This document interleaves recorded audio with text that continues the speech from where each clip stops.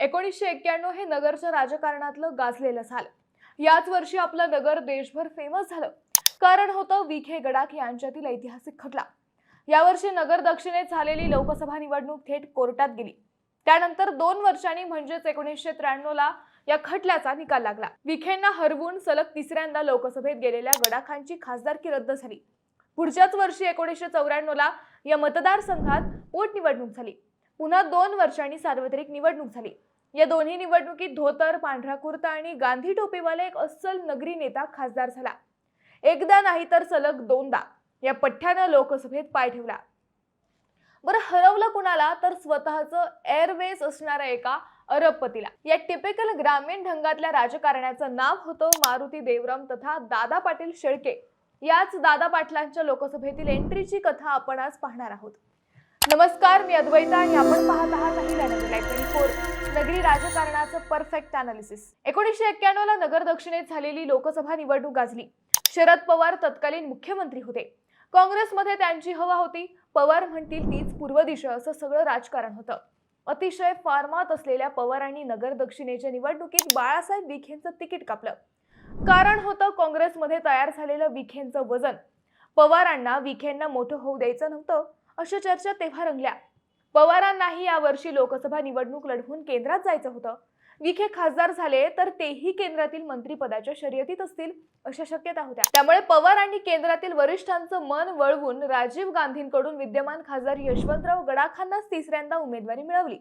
पण तेव्हा गडाखांना तिसऱ्यांदा लोकसभेत जाण्याची इच्छा नव्हती। त्यांनी स्वतः काँग्रेसकडे विखेंच्या नावाची शिफारस केली होती।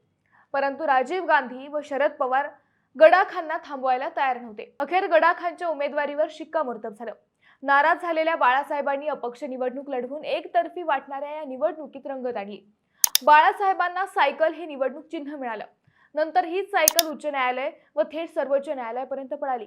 त्या निवडणुकीत काँग्रेसच्या यशवंतराव गडाखांना 2,89,520 मतं मिळाली तर अपक्ष बाळासाहेब विखेंना 2,67,883 मते मिळाली।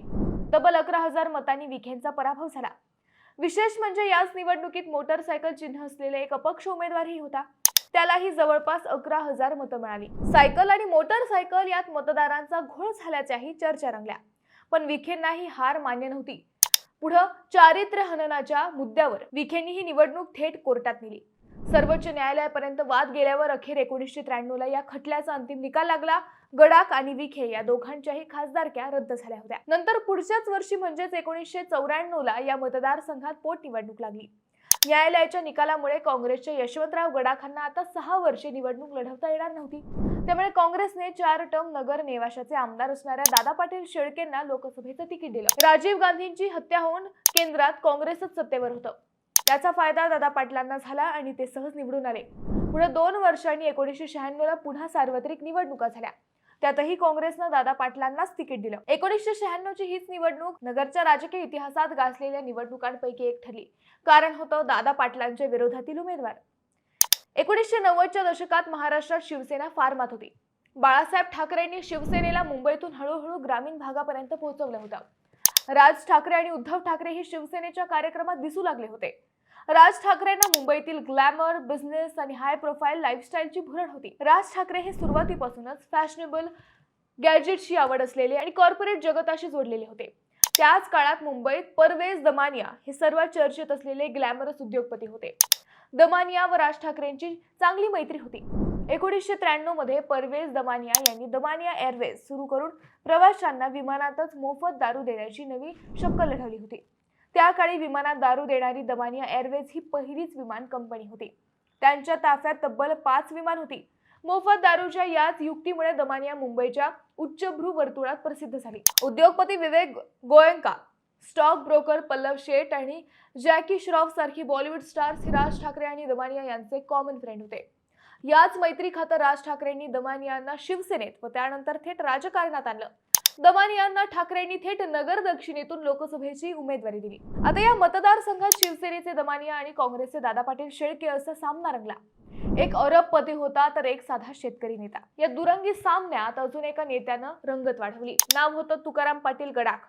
तुकाराम पाटलांनी या निवडणुकीत अपक्ष अर्ज भरत ही लढत तिरंगी केली। या तिघांखेरीज या निवडणुकीत विक्रमी 21 उमेदवारही त्यावेळी रिंगणात होते.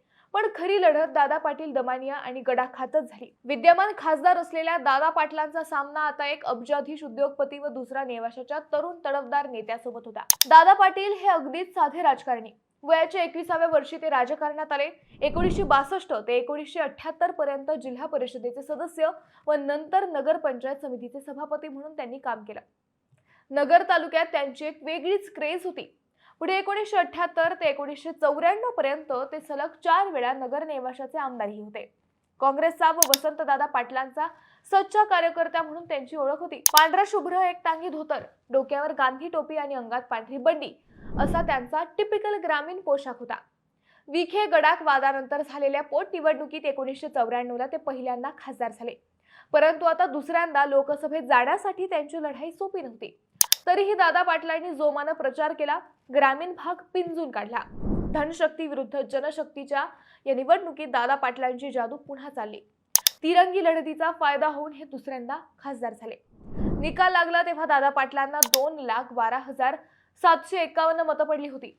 तर त्यांच्या विरोधात शिवसेनेच्या परवेज दमानिया यांना 1,63,342 मतं मिळाली होती.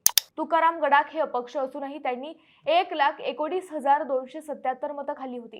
तुकाराम गडाखांनी घेतलेल्या याच मतांमुळे दादा पाटलांचा विजय झाला. 49,409 मतांच्या फरकानं ते पुन्हा लोकसभेत पोहोचले. या पराभवानंतर दमानिया पुन्हा नगरच्या राजकारणात आले नाहीत. दादा पाटील मात्र पुढे कित्येक दशकं नगरच्या समाजकारणात चमकत राहिले. याच खासदारकीच्या काळात त्यांनी नगर जिल्ह्यातील वाळकी येथे सहकारी तत्वावरील साखर कारखानाही सुरू केला. अवघ्या 8 महिन्यात त्यांनी हा कारखाना उभारून 2001 साली त्यांचा पहिला हंगामही केला. नगर तालुक्यात तब्बल 30 माध्यमिक विद्यालयेही सुरू केली. तीच विद्यालये त्यांनी स्थानिक संस्थांकडे सुपूर्द केली. स्वतःची शैक्षणिक संस्था काढली असती तर हा नेता नगरचा शिक्षण सम्राट झाला असता. परंतु त्यांनी शिक्षणाचा धंदा केला नाही.